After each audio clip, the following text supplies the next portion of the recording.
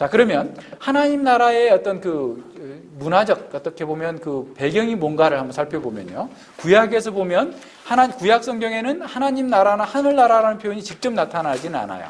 하나님 나라라는 표현은 중간기 그 시대의 유대교 문학에서 비로소 나타나게 됩니다. 그러니까 예수님께서 사용하신 하나님 나라라고 하는 표현은 사실 어떻게 보면 중간기 시대의 사람들이 기대하고 있었던 그런 언어들을 차용하고 있음을 알 수가 있어요. 그러나 그런 중간기 시대의 그런 그 하나님 나라도 사실은 구약 성경에 뿌리를 두고 있는 것이죠. 그러면 그 하나님 나라라고 할 때 그 하나님 나라와 가장 그 밀접한 연관이 있는 게 어떤 거냐면 하나님의 오심입니다. 하나님께서 오심. 그러니까 구약의 개념에서 하나님께서 오시는 것, 임재하시는 것이에요. 그래서 구약에서 하나님이 오신다라고 하는 것은 세 가지 의미가 있어요. 첫 번째는 계시적으로 나타나심이에요. 하나님께서 계시를 위하여서 나타나시고 아브라함에게 나타나시고 이삭에게 나타나고 이렇게 나타나시는 것, 그것이 하나님의 오심으로서의 개념입니다. 두 번째는 하나님께서 제사의식에서 임재하시는 것. 아까 우리가 시편 24편 찬양을 했잖아요. 43장에 있는 거 거기 한번 보세요. 우리 시편 찬송으로 찾는 게 더 빠를 수도 있고 시편 24편을 찾아보세요. 시편 24편을 찾아보면 하나님께서 오신다라는 표현이 나와요. 그죠? 예. 영광의 왕이 누시뇨 만군의 여호와께서 곧 영광의 왕이시로다. 근데 그 문들아 들릴지어다 머리를 들지어다 영원한 문들아 들릴지어다 쭉 하면서 그게 어떤 거예요? 그 하나님의 말씀 가운데에서 그들이 하나님의 그 제사 가운데서 그들이 하나님 제사를 통하여서 하나님께서 만나 주실 때 하나님께서 이렇게 오셔서 그들을 만나 주시겠다라고 하는 표현이 시편 24편에 나타나는 거예요. 그래서 여호와의 산에 오를 자 누구뇨? 그 거룩한 곳에 설 자가 누구뇨?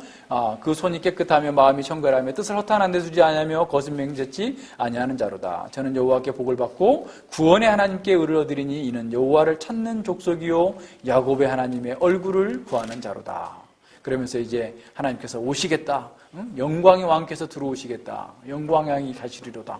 만나주시겠다. 오시는 거예요. 그러니까 제사의식에서 이스라엘 백성들의 죄를 사하여 주시고 그들과 함께 거하시기로 오시겠다고 하는 이런 오심의 의미를 담고 있어요.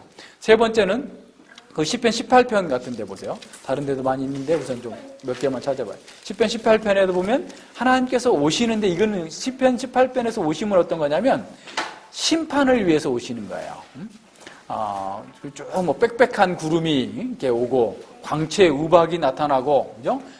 그러면서 보세요. 14절에, 그죠? 그가 살을 날려 저희를 흩으시며 많은 번개로 파하셨도다. 이럴 때 여호와의 꾸지람과 콧김을 인하여 물밑이 드러나고 세상에 터가 드러났도다. 그러면서 막 쫙 심판을 위해서 오시는 그 하나님. 그러면서 그거 보세요. 25절에 자비한 자에게는 주의 자비하심을 나타내시며 완전한 자에게는 주의 완전하심을 보이시며 깨끗한 자에게는 주의 깨끗하심을 보이시며 사특한 자에게는 주의 거스림을 보이시리니 주께서 공고한 백성을 구원하시고 교만한 눈은 낮추시리니 주께서 나의 등불을 켜시며 여호와 내 하나님이 내 흑암을 밝히시리라. 그래서 하나님께서 오셔서 구원하시고 심판하신다. 하나님의 오심이라고 하는 개념이 하나님 나라와 아주 밀접한 관계가 있음을 우리가 보게 됩니다. 그래서 하나님의 오심은 하나님의 백성을 구원하고 그 원수들을 심판하시기 위함이다라는 거예요. 그래서 구약의 많은 선지자들의 글에서 정말 하나님께서 오셔서 하나님의 백성들을 구원하시고 하나님의 백성들의 원수들을 심판하실 거다라고 하는 것을 보여주는데 이사야 60장 이하에 가서 보면 이게 놀라운 게 어떤 거냐면 하나님의 오심으로 말미암아서 이스라엘 백성뿐만 아니라 만민에게 하나님의 구원의 복이 증거될 거다라고 하는 것이 나타나고 있어요. 또 하나 구약에서의 하나님 나라의 배경은 주의 날입니다. 주의 날, 여호와의 날. 이 여호와의 날은 하나님의 방문은 아주 밀접하게 하나님께서 역사에 방문하셔서 결정적으로 심판하시고 구원을 행사하는 그런 날로서 여호와의 날. 그래서 이제 이사야나 다른 그 예스겔서 에레미야도 보면 계속해서 심판의 날, 이런 날, 여호와의 날을 계속해서 말씀해 주고 있어요. 그래서 믿는 자들에게는 구원을 주시지만 믿지 않는 자들에게는 심판을 행하시는 그런 날로서의 그 여호와의 날이 임하게 되는 거죠. 스바냐 1장 15절도 한번 찾아보세요. 성경을 몇 번 좀 여러 번 찾아봐야 돼. 처음이니까 이제 앞으로는 그렇게 많지 않은데 구약의 하나님 나라의 개념들을 우리가 생각할 때 보면 이런 의미들을 잘 기억하면서 스바냐 1장 15절에 보면 그 날은 분노의 날이요 환난과 고통의 날이요 황무와 파괴의 날이요 캄캄하고 어두운 날이요 구름과 흑암의 날이요 나팔을 불어 경고하며 견고한 성읍을 치며 높은 망대를 치는 날이로다. 심판의 날로서 보여주고 있죠. 그러니까 이렇게 하나님의 적들에 대하여서 심판의 행위가 온 우주를 가르면서 이루어질 것이다라고 하는 우주적 통치의 언어로 사용되어지고 있어요. 그러나 이런 심판의 날이 이방인들에게만 심판이 있는 게 아니에요.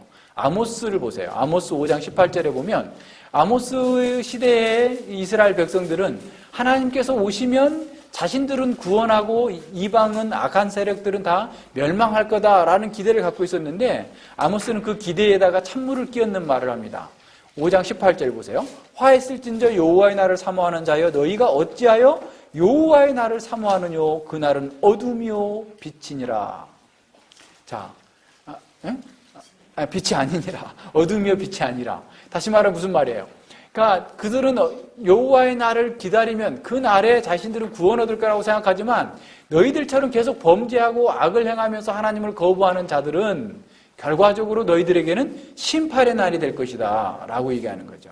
그러니까 실제로 육신적인 아브라함의 후손이라 할지라도 하나님의 백성이라 할지라도 하나님의 뜻을 거역하고 계속해서 하나님의 말씀대로 살지 않는 자들에게는 구원이 아니라 심판일 거다라고 말씀해 주고 있어요. 그러나 이 구약 성경에서 주의 날, 여호와의 날, 그 날은 하나님의 백성들에게는 구원의 날에 더 궁극적인 목표가 있는 것이죠. 그래서 선지자들은 그의 백성들을 향해서 주의 날에 이 말 심판을 피하기 위해서 회개하고 하나님의 거룩한 요구, 율법을 따라 살라라고 계속해서 가르쳤던 것이죠. 그런데 그것이 자기 스스로가 안 되기 때문에 예레미야 31장에서 얘기하는 것처럼 새 마음을 주시고 에스겔 36장에서 새 영을 너희 마음에 주어서 너희가 새롭게 되게 하실 거다라고 하는 것까지 말씀해 주시는 거죠. 그러니까 하나님께서는 우리에게 거룩함을 요구하실 뿐만 아니라 거룩하게 살 수 있는 그 힘과 능력을 또한 공급해 주시겠다고 하는 그런 은혜를 허락해 주시는 거죠. 그래서 이처럼 주의 날은 하나님이 방문하시는 목적은 단순히 죄인들을 심판하기 위한 것이기보다는 오히려 그들을 회개함으로 말미암아서 하나님의 통치를 받는 그런 하나님의 백성으로서 새롭게 거듭나도록 만들어주는 거예요. 자, 말라기 4장을 한번 보세요. 말라기 4장 5절과 6절에 보면 4절부터 보죠. 너희는 내가 호렙산에서 온 이스라엘을 위하여 내 종 모세에게 명한 바 곧 율례와 법도를 기억하라. 그러니까 늘 선지자들은 신의 산 언약에 근거해서 그들에게 문제를 비춰주고 있어요. 보라 여호와의 크고 두려운 날이 이르기 전에 내가 선지 엘리야를 너희에게 보내리니 그가 아비의 마음을 자녀에게로 돌이키게 하고 자녀의 마음을 그들의 아버지에게로 돌이키게 하리라. 돌이키지 아니하면 두렵건대 내가 와서 저주로 그 땅을 칠까 하노라 하시니라 그랬어요.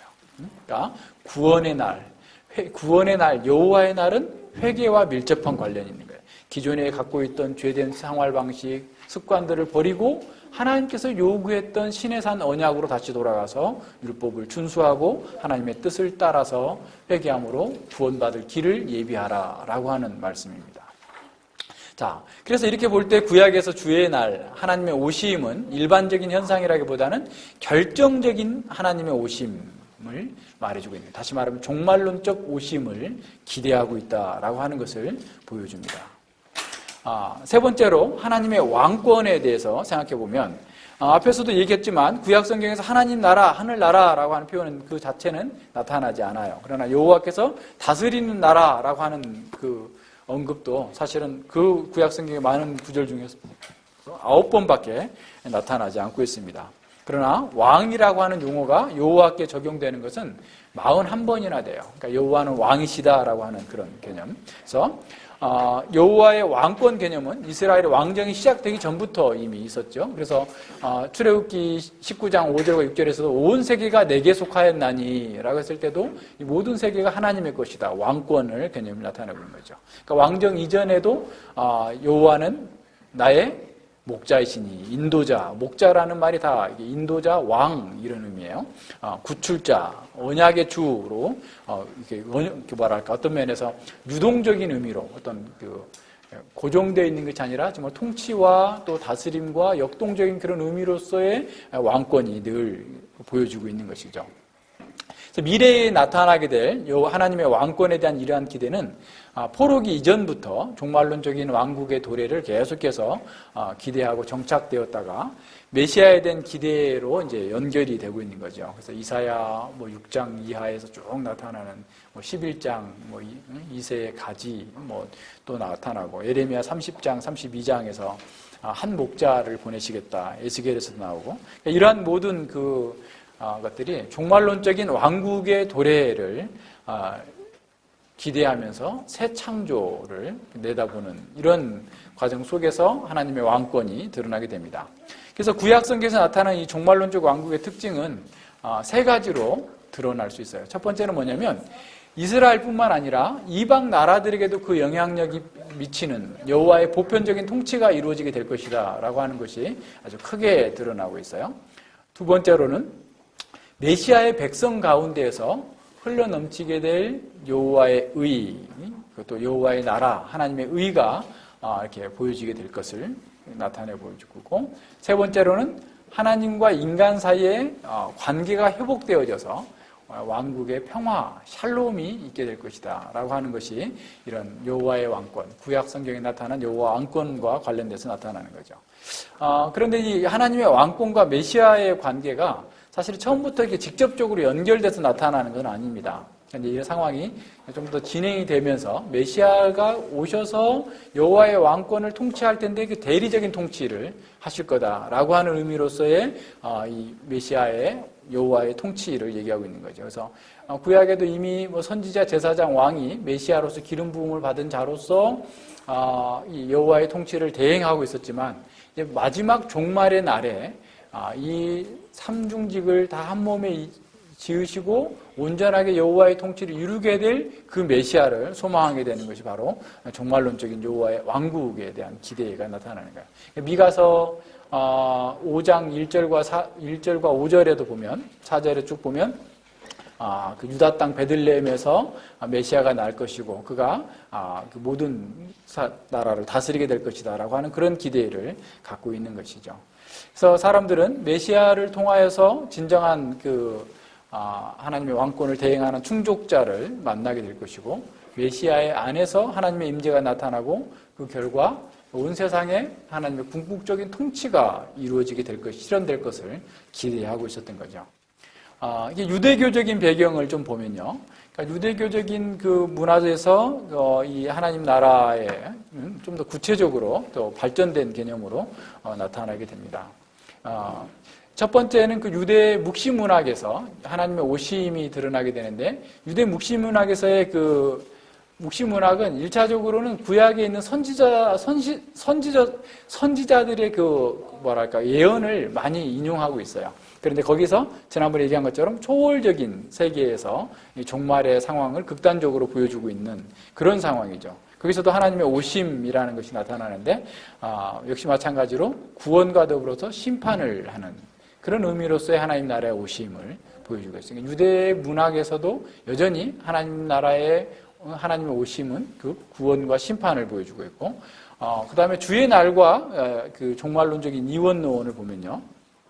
유대 문학에서 또 유대의 그 중간기 상황 속에서 그들은 이원론적인 어떤 종말관을 가지고 있었어요. 역사관을 가지고 있었죠. 그러니까 유대인들은 이제 정말 그 지금 포로에서 돌아왔음에도 불구하고 에스겔이 예언했던 에스겔 40장, 48장에서 이루어지고 있었던 하나님의 나라, 다윗의 왕권, 성전, 회복 이런 것이 되지 않고 있는 상황 속에서 하나님의 나라가 어떻게 올 건가에 대한 그 기대 속에서 그런 이원론적인 종말론관을 가지고 있었는데 이제 두 가지 크게 이제 주의 날이 이렇게 오는 이 날을 기다린 거예요. 그래서 지금 주의 날이 오기 전에 이 시대에는 사단이 통치하는 시대. 사단의 통치. 그러니까 이게 힘의 통치죠. 힘으로 통치하니까 억압이 있고 소외가 있죠. 죄가 있는 거예요. 그래서 계속 그래서 이 고통을 당하고 하나님으로부터 소외가 됐고 사람으로부터 소외가 됐고 모든 그 근본적인 고통이 여기에 포함된 거야.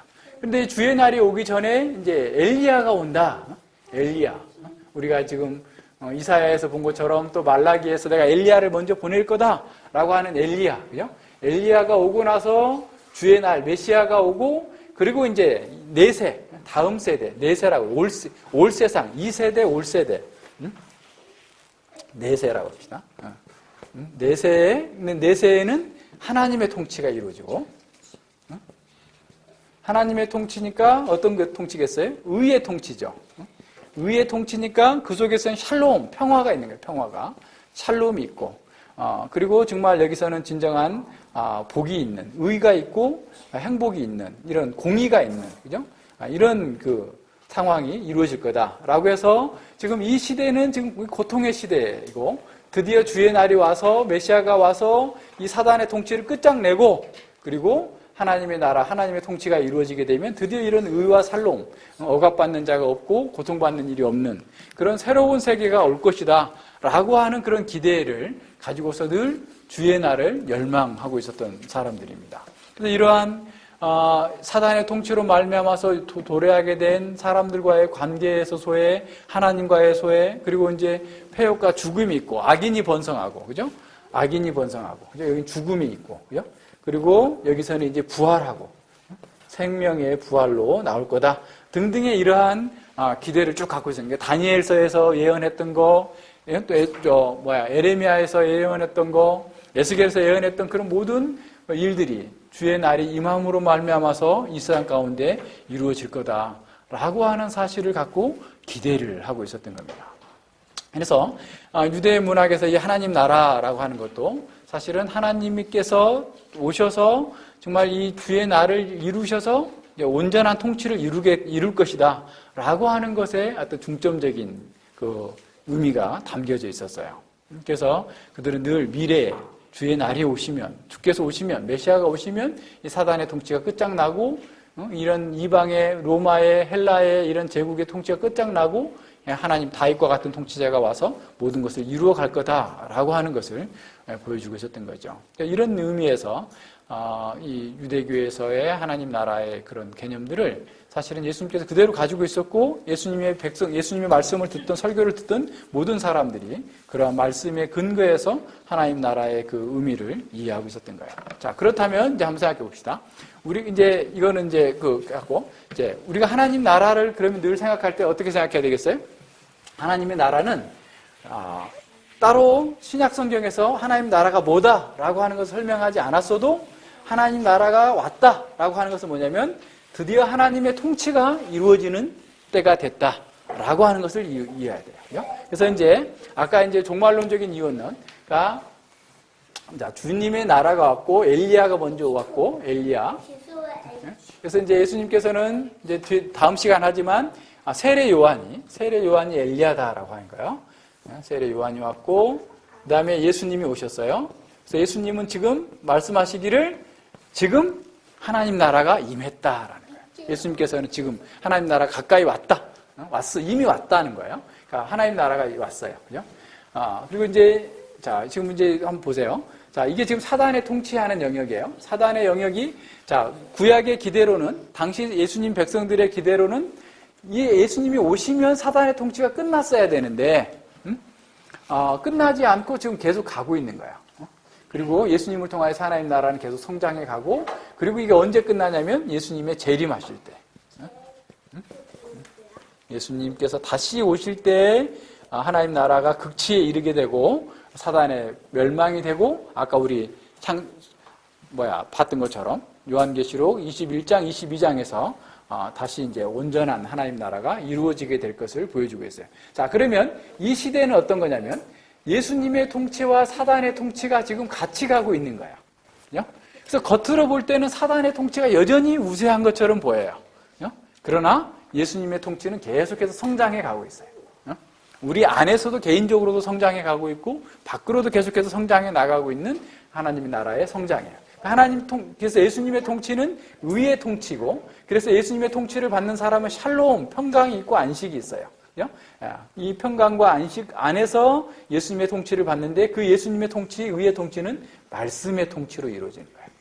사단의 통치는 어떤 거였어요? 힘의 통치예요. 힘의 강제, 압박하고 누르는 거예요. 그러나 예수님의 통치는 말씀의 통치, 의와 샬롬의 통치가. 그래서 우리가 지금 이 시대에 겹치고 있어요. 그러니까 사단의 통치와 지금 예수님의 통치, 하나님의 통치가 함께 이루어지고 있는 이 시대 속에서 우리가 어디를 택할 건가? 라는 거예요. 머뭇머뭇거릴 것인가? 바알과 하나님 앞에서 머뭇머뭇거리는, 엘리야와 바알 선지자에 싸울 때 머뭇머뭇거렸던 이스라엘 백성들처럼 오늘날 이 겉으로 볼 때는 세상의 힘의 통치가 여전히 강한 것처럼 보이지만 예수님을 통하여서 하나님의 통치가 우리 가운데 임하였고, 이 통치 가운데에서 하나님의 통치를 통하여서 하나님의 백성들이 새로운 생명을 얻고 장차 이루어지게 될 극치에 이르게 될 하나님 나라를 우리가 사모하면서 이 땅에서 살아가는 그런 사람이 된 거예요. 자, 그렇다면 우리는 하나님 나라에 속한 사람으로서 어떻게 살 것인가? 이게 이제 중요한 거야. 하나님의 통치를 받는 것이 하나님 나라에 참여하여 사는 거야. 그러니까 내가 교회를 아무리 다녀도, 교회에 앉아 있어도 하나님의 말씀을 모르고, 그죠? 앞서 하나님을 알아야 된다라고 그랬는데, 하나님을 알지 못하고 그냥 세상의 방식으로 여전히 살고 있으면 나는 하나님 나라와 상관없이 사는 거야. 내가 하나님 나라에 속한 사람으로 산다라는 건 어떤 거냐면, 하나님의 말씀을 알고 말씀을 따라서 말씀의 통치를 받는 것, 그것이 하나님 나라에 속한 삶이에요. 그것이 빛의 통치예요. 의의 통치고, 그렇게 살아야 살림이 있고 평강이 있어요. 돈이 아무리 많으면 뭐예요? 돈이 나를 눌러버려가지고 돈 때문에 내가 죽겠어.